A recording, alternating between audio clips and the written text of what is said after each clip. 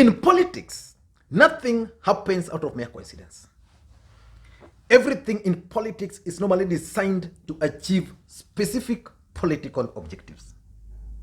Today marked the first anniversary of the former President Daniel Toroitich arap Moi, and the day was celebrated in Kabarak, and it was attended by who is who in this country.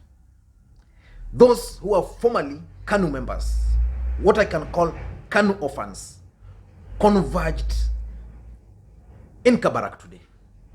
President Uhuru Kenyatta was present in Kabarak. Kalonzo Musyoka was present in Kabarak. Musalia Mudavadi was present in Kabarak. Moses Wetang'ula was present in Kabarak. Without Moi, we wouldn't be having Moses Wetang'ula. Moses Wetang'ula was nominated to parliament by Moi and mentored by Moi. There was also Ferdinand Waititu there. I don't know his objective. For the first time, Waititu was allowed in President Uhuru Kenyatta's event in Sagana. Again, he was allowed in Kabarak. Ephreim Maina, a guy who made his wealth under KANU and was a close friend of Moi, was also present. And several others. But two key individuals in this country were missing. Raila Odinga was missing from this event. Why was Raila Odinga missing from this event? I don't understand. Because the initial communications, which was even shared by the Standard is owned by the Moi family, indicated that they expected Uhuru Kenyatta, they expected Raila, they expected Kalonzo, they expected Mudavadi and other leaders. But Raila Odinga was not there. Or at least by the time of making this video, Raila Odinga is not in Kabarak. Because I've just finished watching a video of Raila Odinga addressing the press after a meeting with the Ma community somewhere in Nairobi. So I'm not sure whether he will make it to Kabarak, but he was not there. Another key political player who is missing in this event and should have been part of it is William Samoei Ruto. You cannot talk of KANU without William Samoei Ruto. You can't. Again, former President Daniel arap Moi was the political father to William Samoei Ruto. So Ruto, in my considered opinion, ought to have been here. But probably because the last time he tried going there, he was blocked. But that was before Moi died. Maybe after the death, he could have been allowed. Apart from that, William Ruto is the Deputy President of the Republic of Kenya. What does that mean? It means wherever the president is going, especially in his backyard, he's the one who is supposed to receive the president. I saw the president landing in Kabarak, being received by Gideon and not William Samoei Ruto.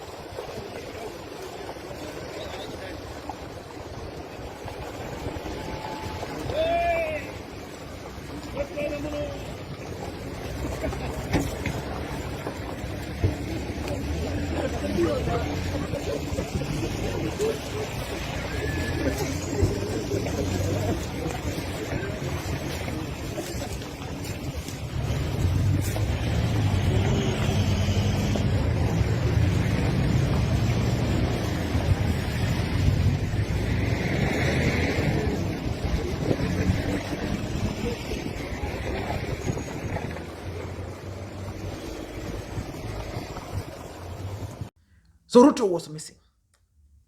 And Ruto was not just missing. Ruto also chose the day, this particular day, because I'm sure he had a diary, he had a calendar, he knew this event was going to take place. I am sure he chose to go to Coast, also to send a message on this particular day. This meeting in Kabarak, in my considered opinion, was kind of a reunion of KANU leadership. Moi once said that KANU was going to rule this country for 100 years. So what political message can we read from Kabarak? The first thing, there's an alliance coming up for 2022. Or even if not 2022, but there is an alliance. Gideon Moi is the party leader of KANU. Kalonzo Musyoka has his Wiper. Mudavadi has his Amani National Congress. Weta, maybe Ford Kenya, maybe not. So all these guys were formerly in KANU. Kalonzo Musyoka is very clear in his speech at this event that he's willing to enter into an agreement with KANU. What does that tell you? It tells you there's a possibility of an alliance. Again, anybody who's been following the politics of this country will tell you that President Uhuru Kenyatta is keen on locking his deputy from ascending to the presidency. So the president must craft a winning alliance. And one of the major headaches the president has been facing is how to craft an alliance. And in fact, it is alleged within the political corridors that President Uhuru Kenyatta has personally reached out to NASA principals not to separate. He would rather have all of them together and agree to support one of them as the next president of the Republic of Kenya. So this event we are seeing here, bringing together all these guys, is about building a new political alliance for 2022. Don't be cheated. That's the reality. Number two, I want to believe that KANU as a political party did not die. The spirit of KANU did not die. What died was the KANU, the symbol, ile jogo, because Kenyans were tired of KANU. But Moi was clear that KANU was going to rule for 100 years. So KANU orphans, let me just use that word, not in a bad way, converged here to renew their friendship. That's why majority of those who attended this event are people who are associated with KANU fully.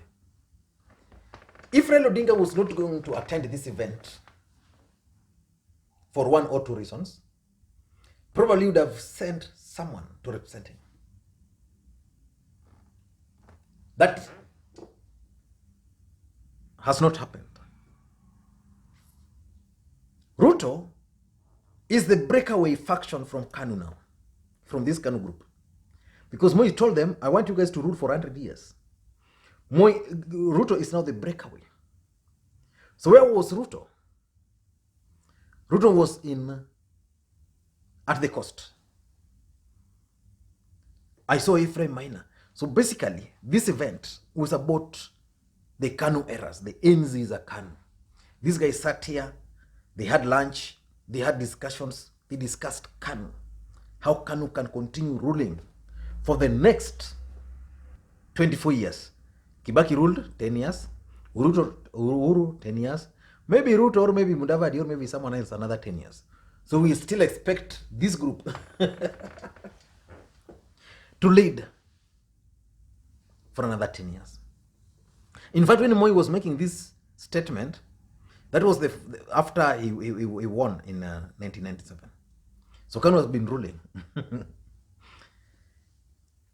Number 4, I think the choice of the event was to respond to this dynasty versus hustler narrative.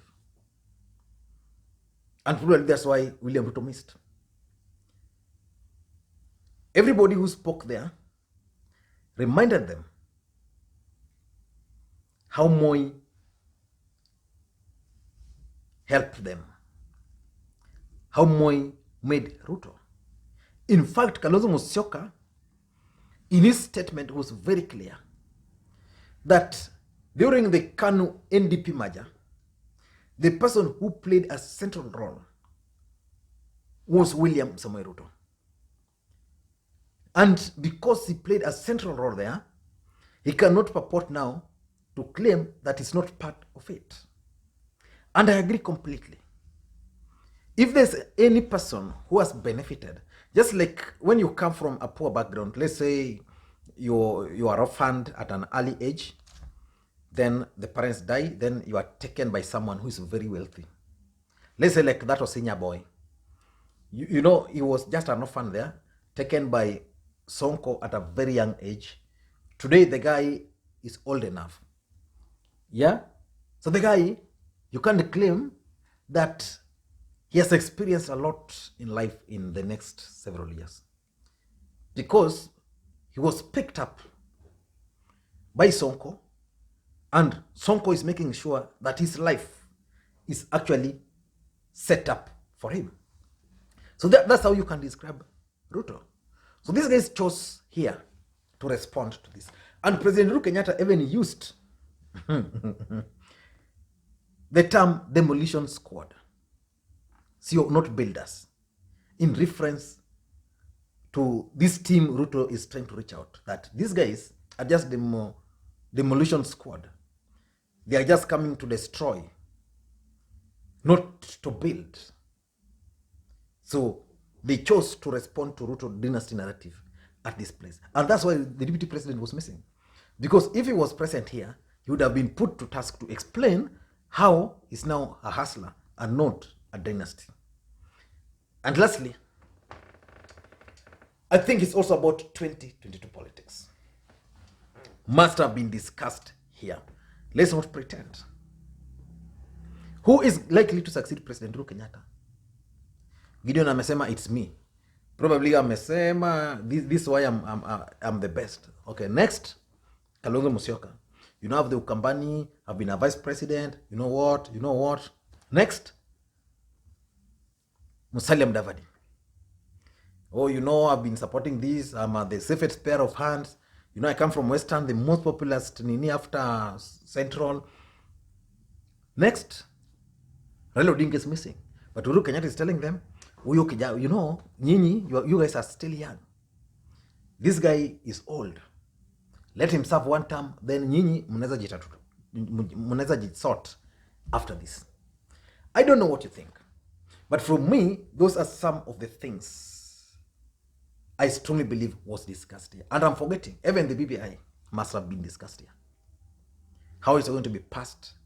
How is it going to help them in their political pursuit?